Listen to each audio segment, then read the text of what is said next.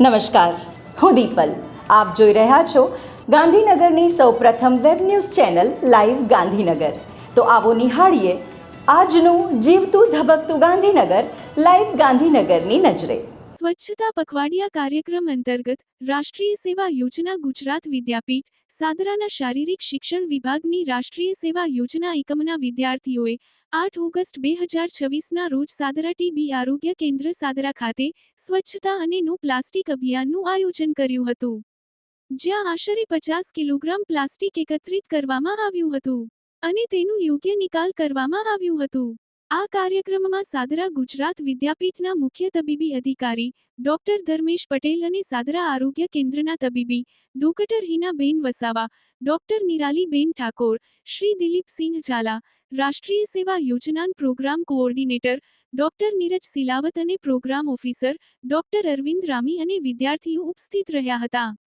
કાર્યક્રમની યોજના સ્વયંસેવક હર્ષ વસરા, ધ્રુમિલ પટેલ, પ્રેમનાથ સિંહ, જય ચૌધરી, પારુલ મછાર દ્વારા કરવામાં આવ્યું હતું. લીડર તરીકે સુશ્રી યશવી ચોરવાડિયાએ ખૂબ જ સરસ અને શાનદાર ભૂમિકા ભજવામાં આવી હતી. સંપૂર્ણ કાર્યક્રમના સંચાલન અને આયોજન ડીન ડોક્ટર પ્રભુલાલ કાસુંદ્રા અને સાદરા ગુજરાત વિદ્યાપીઠના medical officer doctor Dharmesh Patel દ્વારા કરવામાં આવ્યું હતું. શ્રી ગાયત્રી વિદ્યામંદિર ખાતે ગુજરાત માટીકામ કલાકારી અને રૂરલ ટેકનોલોજી સંસ્થાનના શ્રી ગણપતભાઈ રાઠોડના માર્ગદર્શન હેઠળ ગણેશજીની માટીની મૂર્તિ બનાવવાનો કાર્યક્રમ યોજાયો હતો. આ કાર્યક્રમમાં ગણપતભાઈએ સૌપ્રથમ જાતે માટીની સુંદર ગણેશજીની મૂર્તિ બનાવી બતાવી હતી. ત્યારબાદ વિદ્યાર્થીઓને પણ પોતાના હાથે માટીની મૂર્તિ બનાવવાની તક આપવામાં આવી. તેમણે માટીની મૂર્તિ અને પોપ પ્લાસ્ટર ઓફ પેરિસની મૂર્તિ વચ્ચેનો તફાવત સમજાવ્યો હતો, તેમજ પર્યાવરણને અનુકૂળ માટીની મૂર્તિનું મહત્વ સમજાવ્યું. ગાંધીનગર ગ્રામ્ય જિલ્લા કક્ષાની બહેનોની ખોખોની સ્પર્ધા તારીખ 8/8/2026ના રોજ માણસા મુકામે ચડાસણા હાઈસ્કૂલમાં યોજાઈ, જેમાં શ્રી એમ.એચ. વિદ્યામંદિરની બહેનોએ ભાગ લઈ ઉત્કૃષ્ટ દેખાવ કરી દ્વિતીય નંબર મેળવી શાળાનું અને જિલ્લાનું ગૌરવ વધાર્યું છે. વિજેતા ખેલાડી બહેનોને શાળાના આચાર્ય શ્રી ડોક્ટર વિનોદકુમાર બી પાંડે, સંસ્થાના પ્રમુખ શ્રી હસમુખભાઈ કે પટેલ અને મંત્રી શ્રી હિંમતસિંહ પી પરમાર તેમજ સૌ કેળવણી મંડળના સભ્યોએ ખૂબ ખૂબ અભિનંદન અને શુભેચ્છાઓ પાઠવી વિજેતા ખેલાડી બહેનોને તૈયાર કરનાર વ્યાયામ શિક્ષક શ્રી રમેશભાઈ પ્રજાપતિને સંસ્થા વતી ખૂબ ખૂબ અભિનંદન પાઠવ્યા હતા. સંસ્કૃતિ મહિલા પરિવાર દ્વારા હિંડોળા ઉત્સવમાં હિંડોળા શણગાર અને હિંડોળાના ભજનની હરીફાઈનું આયોજન કરવામાં આવ્યું હતું, જેમાં હિલોળા શણગારમાં પ્રથમ ક્રમે શાંતાબેન મજમુદાર, દ્વિતીય ક્રમે મીનાક્ષીબેન પારેખ, તૃતીય સ્થાને અલકા ભાવસાર, ચોથા સ્થાને રેખાબેન મહેતા, પાંચમા સ્થાને ભાવનાબેન સુખડિયા વિજયી થયા હતા.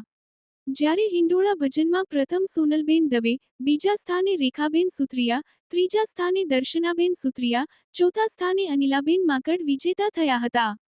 તેમજ શાંતાબેન મજમુદાર, સોનલબેન બ્રહ્મભટ્ટ, નીતાબેન ગોકાણી, પ્રફુલ્લાબેન વિગેરેએ પ્રોત્સાહક ઇનામ પ્રાપ્ત કર્યા હતા. આ સ્પર્ધામાં મુખ્ય મહેમાન તરીકે પ્રોફેસર સોનલબેન બક્ષી, ઉમાબા સોલંકી, વિવિધ મહિલા મંડળ પ્રમુખો હાજર રહ્યા હતા. જ્યારે આશાબેન સરવૈયા, પ્રીતિબેન દવે, હરિબાળાબેન અને ધારાબેન ગોહિલે નિર્ણાયક તરીકે ઉત્તમ સેવાઓ આપી હતી. સંસ્થાના પ્રમુખ પ્રતિભાબેન દવેએ મહેમાનોનો શાબ્દિક પરિચય આપ્યો હતો, જ્યારે મીનાક્ષીબહેને આભાર વિધિ કરી હતી. સમગ્ર કાર્યક્રમનું સફળ સંચાલન આરતીબેન દવેએ કર્યું હતું. શેઠશ્રી સીએલ કેળવણી મંડળ સંચાલિત પટેલ આર.એમ. પ્રાથમિક શાળા ઇટાદરા ખાતે લોકગીત સ્પર્ધાનું ભવ્ય આયોજન કરવામાં આવ્યું હતું. આ સ્પર્ધામાં શાળાના 14 જેટલા ઉત્સાહી વિદ્યાર્થીઓએ ભાગ લીધો હતો. પોતાના મધુર કંઠે વિવિધ પ્રાચીન અને અર્વાચીન લોકગીતો રજૂ કરીને સમગ્ર વાતાવરણને સંગીતમય બનાવી દીધું હતું, જેમાં પ્રથમ ક્રમ સેનમાં વીરેન, બીજો ક્રમ પટેલ યોગીનાને અને ત્રીજો ક્રમ પટેલ તન્વીને આપ્યો હતો.